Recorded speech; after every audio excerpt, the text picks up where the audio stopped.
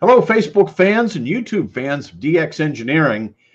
It is Thursday afternoon here in the Eastern Time Zone of the USA. It is time for the Manufacturer Showcase. And today we have Yaesu with us.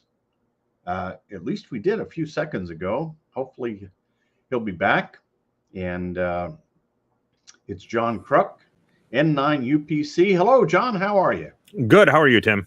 Good, good. John, tell us all about the new FTM-500DR. Oh, it's a great radio. What more can we say about it?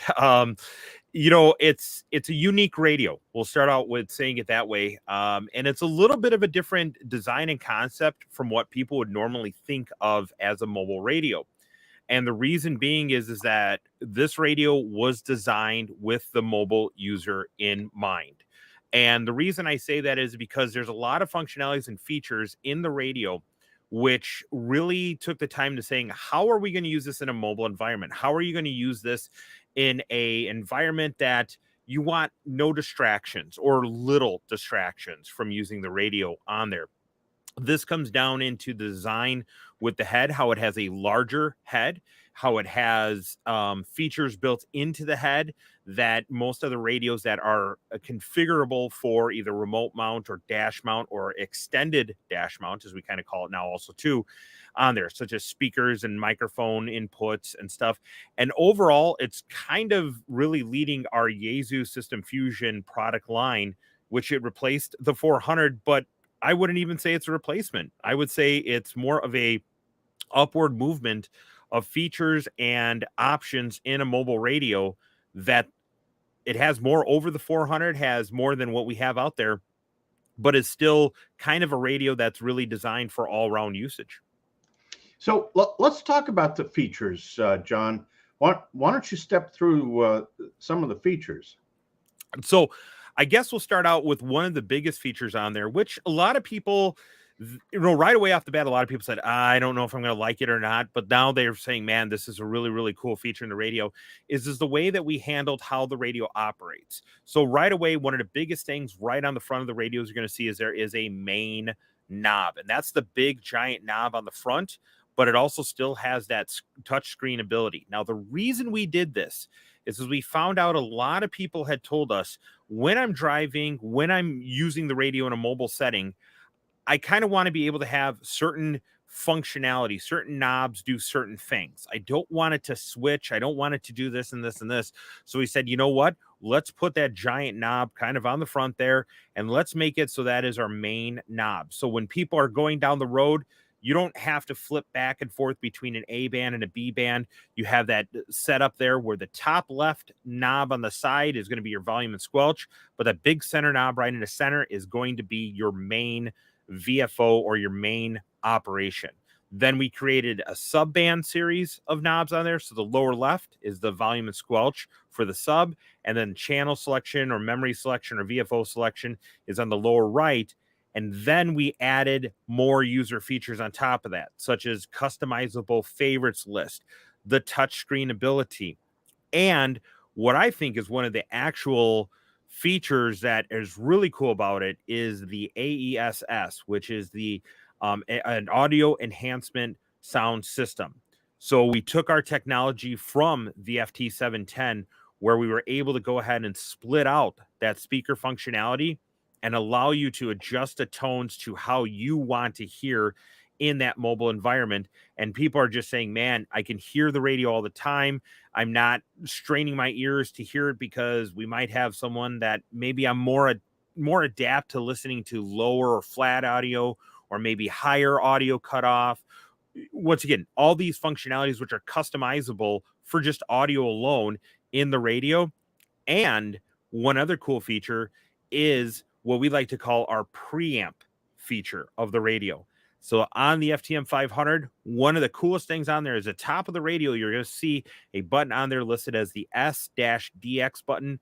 That is in essence a preamp on there. And by pushing that button on there, you can get anywhere from one more S unit to, in some cases, even with my experience, I've almost started to receive 3 S units more of signal strength on the radio by using that feature. Wow, that is really cool. I mean, this radio operates on 2 meters and 70 centimeters. Let's talk about it. Also does wideband receiving. That's correct. So it does allow you to go through the whole kind of frequency spectrum on there, which I know a lot of people do, and they like to have that on there. So if you're an aircraft, listener, you like to hear that. If you want to do marine, aviation, once again, you got that wide range on there. You're going to do 137 to 174 on that wide receive range on there. You can go up into the 480 to 999 megahertz range up there too. So it's not going to do like a lot of people are wondering, like, will it do 6 meters? Will it do 10 meters? Will it do AM broadcast, FM broadcast? No, it will not. But it does cover that whole aspect of public safety channels on there. So it will receive 220. It will receive 900. It will receive, if people are like me, kind of scanner buffs and like to listen to stuff, it will receive 800 megahertz analog public safety stuff. So yeah, so it does have that wide range on there, and it is kind of nice on there for all aspects on it. So, and John, GPS too. Correct. GPS is built into there. So not only can you use the GPS for the Yaesu system fusion side of things to be able to send your GPS coordinates there, it also has that GPS built in there for the built-in APRS functionality on there. It also has the GPS ability, so you can actually pull out your GPS coordinates on there. So there's a display on there where you can see how many satellites you're locking onto and your actual GPS coordinates if you're doing something that requires good and precise GPS navigation or display on there. And then with those GPS coordinates, like we said, for Fusion and APRS, you also have that backtrack function. And as long as you're receiving the other station's coordinates too, depending on what you're using, you're going to be able to see the distance away from one another on there. So it kind of helps if you're working with a group of people. Hey, I know that this person's 2 miles away from me this way or a half a mile that way. Right. And you know what I like, John, is 50 watts. You got to love a transmitter that's 50 watts. Yes. And this is also really important, I think, because with this radio, this is a true dual receive radio. I almost said simulcast there for what I was talking with some other customers earlier about simulcast, but we have this as a true dual receiver. So you can receive VHF while transmitting on UHF or vice versa. So what some people have started to do, and I've seen people on Facebook and other social media and stuff contact us just excited. Hey, I did an ISS contact with my FTM-500. I did an actual satellite activation with my FTM-500. And more so, what a lot of the people are liking on there is it can also do dual receive on there. So what you could do is you can have VHF and VHF on the main and a sub at the same time, or UHF on the main and sub at the same time. So we have a lot of MCOM users that are out there that are saying it's easy for me to use and set up a crossband repeater for MCOM operation, or allows me to be on 2 different bands and 2 different repeaters at the same time, because I can also receive 2 fusion conversations at one time. That it comes down to how the usability and what customers are saying. These reviews are great. I own them all, and I must say the FTM-500 is a fantastic radio times 100. Another winner from Yaesu. I didn't really need a new radio, but I bought the FTM-500. Excellent radio for travel. I mean, you guys have just hit it out of the park here, John. Yeah, and we're excited about it just because we knew the 400 was coming to an end due to parts availability. We're all suffering that now and everything, and we didn't want to make a radio that just replaced the 400. We wanted to add more things to it, and this encompasses those extra features, but then it also keeps some of those true to life things people doing. So if you use Wires X for PDN operation, the FTM-500 can do that. If you don't use Wires X, we still have that data port on there for you to use it. So you can use it for WinLink, you can use it for VARA, you can use it as a packet node. I've even played myself with our club here. We've done some POXAG even playing with the radio because it has that data jack on the back. So it really kind of is, as one of the customers that called me setting it up for MCOM, he's like, with the microphone being able to plug in the head, John, with the SD card in the head, the ability to record conversations, the speaker in the head. I only have to have that mounted in my MCOM kit. This is like a Swiss Army knife of radios, for mobile radios, for that usage. And I'm like, hey, I'm glad to hear that. No, that's good stuff. There is a question in the chat, John. Any news on replacements and the 818? You know, we have a lot of things in research and development. I think our track record over the last 3 years kind of shows that we're heavy into there, you know, with the FT10, the 710, now, you know, the 200, the 300, the 500, now the FT5, the FTM-6000. So we do have some things that are in the works right now. Unfortunately, you know, I'm not able to say what it is. But we do have a lot of good things coming on there, as I've always said, and just kind of wait. Good things are coming.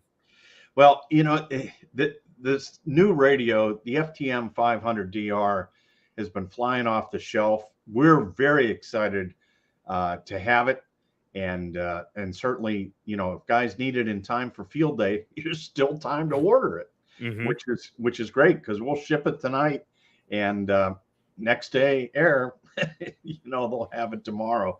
But you know, John, thanks so much for the dedication that Yaesu has to bringing new things to market. The FT10, the 710, it's just been great radios. And thank you very much. And that's what we wanted to do. We you know, we worked hard to say, when we bring product line to the customers, we offer a wide variety of that, you know, starting off, you know, with our, you know, HF line, for example, our 101, our 10, our 710. You know, for me, I like to just rag chew. I like a basic radio. I use my 710 a lot for that. But if I need to do that contesting, I need to do that heavy duty lifting for HF, I'll go to the 10 or I'll go to the 101.